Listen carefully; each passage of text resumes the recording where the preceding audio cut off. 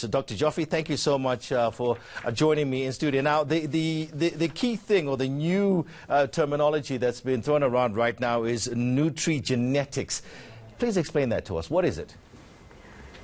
Right, thanks, Tony. So nutrigenetics is really just what it says, which is what is the relationship between nutrition and genetics? And there was a time where we really thought that they didn't actually connect with each other at all.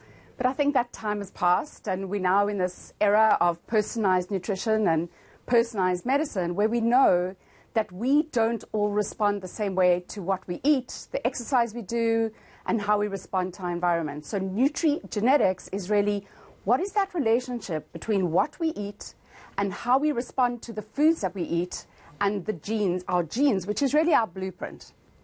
So are we saying that for you to have the perfect diet for yourself, your own personalized diet, it might be prudent of you to go and check your gene makeup first?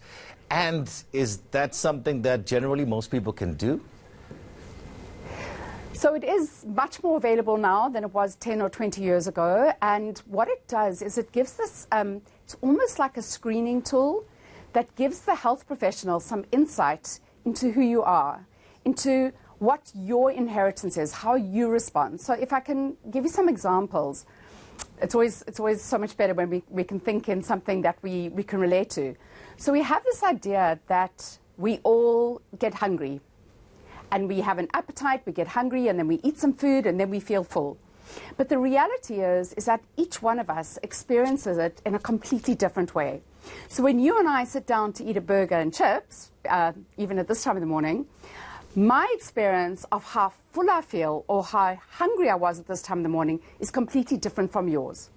Now, traditionally in dietetics, which is where I began my career, we had this idea that there was a certain amount of calories that a person should eat, a certain amount of exercise they should do, and that if they did that right, they would have this perfect body weight.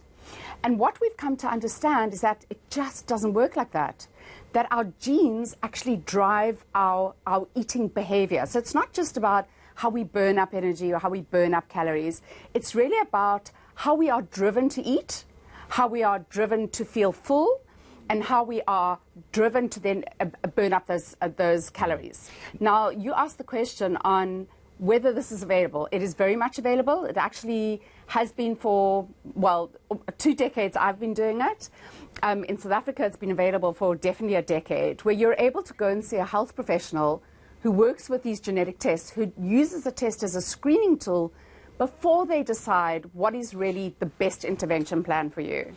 Now, Doc, I'm sure you're going to be putting a lot of fitness coaches and, all these fitness regimes that we're seeing, a lot of these diets that are being sold, on a massive scale. Basically, what you're saying now is that, one size doesn't fit all.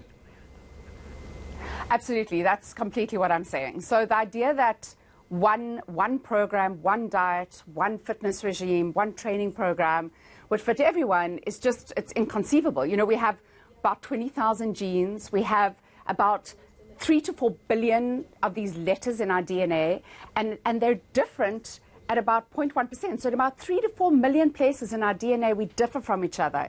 You're different from me in how you will respond. So the idea that one diet plan, no matter how good it is fitting for all of us, is just not part of our new understanding. And really this came about from about the early 2000s, where they mapped the human genome. And we started to be able to understand what is this actual blueprint of ourselves that makes us different from each other. And from that time on, it wasn't good enough anymore that we could say this is the diet plan or this is a dietary guideline for a country and everyone should follow it. Now, Doc, you're the Chief Science Officer at 3x4 Genetics. What is 3x4 Genetics? So 3x4 Genetics is my 4th genetics company, but really the one that I'm really most proud of, because what we've understood a few things. So having been doing this for some time, we understood a few things about how genetics works with people and the user, and how can we make this a really valuable experience for you.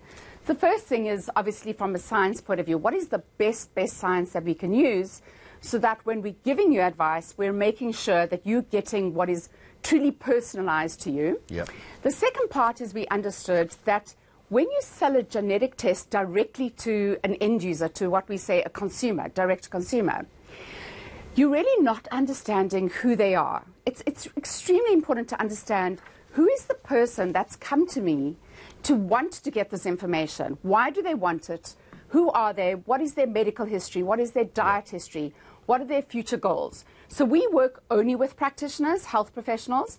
And not only that, we actually make it extremely difficult for them to work with us, because what we do is when they want to work with our test, we actually make them study a course. They have to study a full education course to make sure that they really truly understand the science. All right, Doctor, I'm going to have to leave it there, Doctor. But thank you so much for your insights, Dr. Yael Joffe, a specialist in nutrition and genetics, joining us there from Cape Town.